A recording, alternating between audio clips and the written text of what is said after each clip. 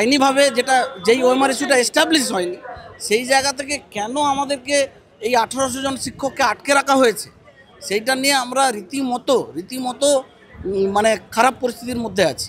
কোন রাজনৈতিক চক্রান্তের শিকার আমরা হচ্ছি সেটাই আমরা বুঝে উঠতে পারছি না।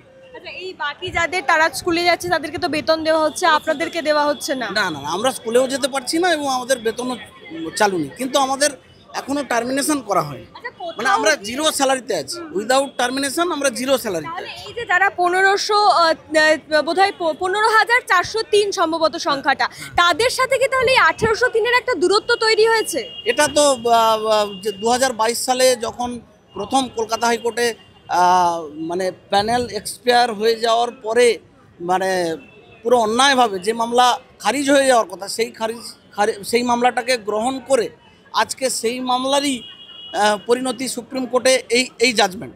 যে মামলা খারিজ হয়ে যাওয়ার কথা সেই মামলাকে অন্যায়ভাবে চক্রান্ত করে গ্রহণ করে অভিজিৎ গাঙ্গুলির এজলাসে গ্রহণ করা হয় এবং তার পরিণতি সুপ্রিম কোর্টে এই অবস্থা। তার মানে এখানেই তো একটা প্রত্যেকের ধারণা হয়ে যাওয়া উচিত টোটাল 26,000-এর যে এই প্যানেল এটা টোটালটাই চক্রান্তের মূলে আজকে এই পরিস্থিতি। তার মানে আমি বলছি আন্দোলন আপনারা যেটা করছেন সেটার মধ্যে কি তাহলে এই 15,403 আর এই 1803-এর মধ্যে একটা ভেদাভেদ তৈরি হয়েছে? অবশ্যই ভেদাভেদ তৈরি করে দেওয়া হয়েছে। কি মিডিয়া, কি বিরোধী রাজনৈতিক দলগুলো প্লাস সরকার পক্ষ সুচারুভাবে এই ভেদাভেদ তৈরি করেছে যাতে বৃহত্তর আন্দোলন সংগঠিত না হয় বা আগামী নিশ্চয়ই ওনাদের কোনো ঘৃণ্য চক্রান্ত নিশ্চয়ই আছে। আর এই যে 15,403-এর মধ্যে যারা আছে তাদের অনেক সময় আমরা দেখেছি আপনারাই বলেছেন যে তাদের যে ওএমআর শিটের যে রোল নাম্বার বলুন বা তাদের যে সাইনগুলো সেগুলো কোথাও গিয়ে বৈধ নয়, এগুলো তো আপনারা দেখেছিলেন? হ্যাঁ বলেছি। দেখেছিলেন? অ্যাকচুয়ালি ম্যাডাম ব্যাপারটা যেটা হচ্ছে এসএসসি কিন্তু বারবার ঘোষণা করেছে, আপনার 28 নম্বর পয়েন্টে বলেছে, 32 নম্বর বলেছে, 30 নম্বর পয়েন্টে বলেছে, কি বলেছে যে আমাদের কাছে we have no original physical OMR sheet, even আমাদের কাছে মিরর ইমেজও নাই। তাহলে যেখানে অরিজিনাল ওএমআর নেই, তারপর মিরর ইমেজ নাই, তাহলে সেই ওএমআর সিট যেটা মানে গাজিয়াবাদ থেকে যেটা পঙ্কজ বানসাল একটা থার্ড পার্সন যার কাছ থেকে রিকভার করা হলো, সিবিআই যেটা রিকভার করেছে সেটার অথেন্টিসিটি নিয়ে স্বয়ং সুপ্রিম কোর্ট কিন্তু মান্যতা দেয়নি। ওটার অথেন্টিসিটি প্রথমত ইস্টাবলিশ করতে বলেছে, এখনও পর্যন্ত ওটার অথেন্টিসিটি কিন্তু প্রুফ হলো না। সেখান থেকে আমরা যে ওএমআর ইস্যুর ব্যাপারটা আছে যেটা যেহেতু অথেন্টিসিটি ওর প্রুফ হয়নি সেই জায়গাটা নস্যাৎ করে দিয়েছে 28 নম্বর পয়েন্টটা। এসএসসি বারবার বলছে 26 নম্বর পয়েন্টে আমাদের যে মেনলি সমস্যাটা হচ্ছে, এসএসসি যেটা আর্গুমেন্ট দেখাচ্ছে বা এসএসসি চেয়ারম্যান বা আধিকারিকরা যেটা বলছেন যে 26 নম্বর পয়েন্টে এসএসসি স্বীকার করে নিয়েছে যে কিছু ইরেগুলারিটিস বা কিছু বেনিয়ম হয়েছে। যদি কিছু বেনিয়ম বা অনিয়ম যদি হয়ে থাকে তার জন্য তো দায়ী কিন্তু কর্তৃপক্ষ, এসএসসি দায়ী, পর্ষদ দায়ী, আমরা তো দায়ী নই ম্যাডাম। তার কারণ এসএসসি পাঠিয়েছে। এবার সুপ্রিম কোর্ট আপনার যেটা 17 তারিখের যে মডিফিকেশন যেটা অ্যাপ্লিকেশন করেছিল মিসসেলিনিয়াস অ্যাপ্লিকেশন, সেখানে কিন্তু 17,206 জন টিচারের জন্য এরা পারমিশন পেয়ে গিয়েছিল এবং আনটেন্টেড বলে পারমিশনটা পেয়েছিল। সেখান থেকে 15,400 টিচারকে তারা স্কুলে পাঠালো, মাঝখানে আমাদের প্রায় 1800 টিচারকে স্কুলে পাঠানো হচ্ছে না। আমরা এটার একটা সদুত্তর কিন্তু চেয়ারম্যানের কাছে, বিকাশ ভবনের আধিকারিকের কাছে, শিক্ষামন্ত্রীর কাছে আমরা কিন্তু চেয়েছি, কিন্তু কেউ কিন্তু সদুত্তর আজও পর্যন্ত দিতে পারেনি। আমাদের এটাই দাবি। বলছি বিচারপতি যারা ছিলেন অর্থাৎ আইনজীবীরা বিকাশ রঞ্জন ভট্টাচার্য, ফিরদৌস সাইম, তারা বারংবার একটা জিনিস স্পষ্ট করে দিচ্ছে যে আপনাদের শেষ অবধি যোগ্যতা আবারও প্রমাণ করতে হবে, পরীক্ষা দিতে হবে। এটা কি আপনারা চান? কারণ আমরা দেখছি একটা অংশ তারা তো চাইছে না, আপনারা কি এটা চান?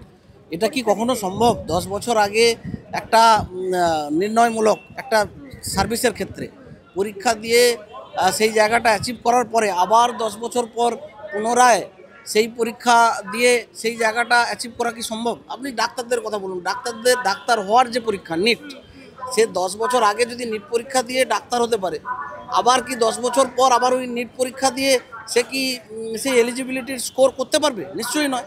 এটা আমার মনে হয় এটা হাস্যকর। এই জায়গাটা টোটালি হাস্যকর, পুনরায় পরীক্ষা দেওয়ার জায়গা। অর্ধনগ্ন মিছিলটা হলো, এটাকে কি আপনারা সত্যি সমর্থন করেন? কারণ সমাজের যারা শিক্ষক তাদের এভাবে ছাত্রছাত্রীরা দেখছে না, এটা আমরা সমর্থন করি না। আমরা টিচার, আমরা মূলত হলাম সমাজ তৈরির কারিগর, আমরা হলাম ব্যাকবোন, মানব সমাজের মেরুদণ্ড। আমাদেরকে দেখে কিন্তু সমাজ শিখবে। তাই যারা করেছেন এটা আমরা মোটেই সমর্থন করি না। এটা টিচার সুলভ আচরণ নয়। সমাজের প্রতি মানে শিক্ষকদের যে একটা ভাবমূর্তি সেটাও নষ্ট করে দেয়। অবশ্যই শিক্ষকদের ভাবমূর্তি তো এতে নষ্ট হয়েছে। আমি আরেকটা আপনাদের মাধ্যমে বার্তা দিতে চাই যে আমাদের ক্ষেত্রে এই 26,000 এই যে প্যানেলটা গ্রুপ সি, গ্রুপ ডি, 9, 10, 11, 12 আমাদের ওই ওএমআরের যে মিসম্যাচ আর এসএসসির যে কাছে যে থাকা যে নাম্বার, এই যে মিসম্যাচের জায়গাটা, এই জায়গাটায় আমাদের এই পরিণতি আদালতই করে দিয়েছে। কিন্তু সেই একই ক্ষেত্রে আপার প্রাইমারির ক্ষেত্রে দেখতে পাচ্ছি তপব্রত স্যারের বেঞ্চে, চক্রবর্তী স্যারের বেঞ্চে ওখানে এসএসসির সার্ভারে দেওয়া নাম্বারটাই মান্যতা পেয়েছে। ওখানে 1453 জনের নাম্বার মিসম্যাচ ওএমআর ইস্যু ছিল, 1453 জনের আপার প্রাইমারির ক্ষেত্রে। সেখানে কি হয়েছে, এসএসসির সার্ভারে দেওয়া যে ডাটা, যে নাম্বার, সেটাই প্রাধান্য পেল, কিন্তু এসএসসির কাছে মিরর ইমেজ ছিল এবং অরিজিনাল কপিও ছিল ওএমআরের, সেটা প্রাধান্য না পেয়ে পেল কি, মিরর ইমেজ ছিল, অরিজিনাল ছিল না, প্রাধান্য পেল কি ওই এসএসসি সার্ভারের ডাটা। তার মানে একই ক্ষেত্রে পৃথক বলে, যেখানে আইনকে কাজে লাগিয়ে আপার প্রাইমারির ওরা জয়েন করলো, সেখানে এসএসসির কাছে থাকা মিরর ইমেজ সেটা প্রাধান্য পেল না, হ্যাঁ, অথচ এসএসসির ডাটাবেসে থাকা যে ডাটা সেটাই প্রাধান্য পেল। সে জায়গায় আমাদের ক্ষেত্রে পৃথক ফল হলো। মানে অ্যাকচুয়ালি ব্যাপারটা হয়েছে কি, ব্যাপারটা হয়েছে ওএমআরের যেখানে অরিজিনাল কপি নেই, স্ক্যান কপি আছে, তাহলে স্ক্যান কপির যে বিচার বা যে মূল্যায়ন, যে নীতি নির্ধারণ, সেটা কিন্তু এক হওয়ারই কথা সব জায়গায়, সেটা হাইকোর্টে হোক, সুপ্রিম কোর্টে হোক, যে কোনো বেঞ্চে হোক। সেটা আমাদের আপার প্রাইমারির ক্ষেত্রে দেখা গেছে, আপার প্রাইমারিতে স্ক্যান কপি, যেটা প্যানেল এক্সপায়ার হয়ে যাওয়ার পর যে স্ক্যান কপি, সেই স্ক্যান কপির কোনো ভ্যালু বা মান্যতা দেয়নি, সেটাকে অ্যাকসেপ্ট করেনি। হোয়ারেজ আমাদের এসএলএসটি 2016 যেটার স্ক্যান কপি, যেটা প্যানেল এক্সপায়ার হয়ে যাওয়ার পর বহুদিন পরে যেটাকে উদ্ধার করা হয়েছে, সেই স্ক্যান কপিকে গুরুত্ব দিচ্ছে বা ভ্যালু দিচ্ছে। এখানেই আমাদের প্রশ্নটা যে দুই রকম। এখন আপনারা কি চাইছেন? মানে আমি বলতে চাইছি বিকাশবাবু এবং তার কোম্পানি এই আইনকে কাজে লাগিয়েই পৃথক পৃথক ক্ষেত্রে আলাদা আলাদা রেজাল্ট তৈরি করছে। এই জায়গাটা সত্যি মানে আইনের কাছে, জনসমাজের কাছে দ্বিচারিতা নয় কি? এটা আমার বক্তব্য। এটা তো দ্বিচারিতা। এখন চাইছি আমাদের স্কুলে পুনর্বহাল। আমরা যে 1800 সামথিং স্কুলে যাচ্ছি না, তা আমাদের স্কুলে ইমিডিয়েট পাঠানোর ব্যবস্থা করা হোক, আমাদের স্যালারি চালু করা হোক, এবং গ্রুপ সি, গ্রুপ ডি যারা বন্ধুরা রয়েছেন তাদেরও স্কুলে পাঠানোর ব্যবস্থা করা হোক, এটাই আমরা দাবি। এবং আমি একটা জিনিস মানে হ্যাঁ, গ্রুপ সি, গ্রুপ ডিরাও আছে। আমি একটা জিনিস যেটা বলতে চাই যে আমরা কিন্তু আইনে হারিনি, আইন কিন্তু আমাদের এখনও হারাতে পারিনি। আমরা হেরেছি রাজনীতির কাছে, নোংরা রাজনীতির কাছে আমরা হেরেছি, এটা পরিষ্কার।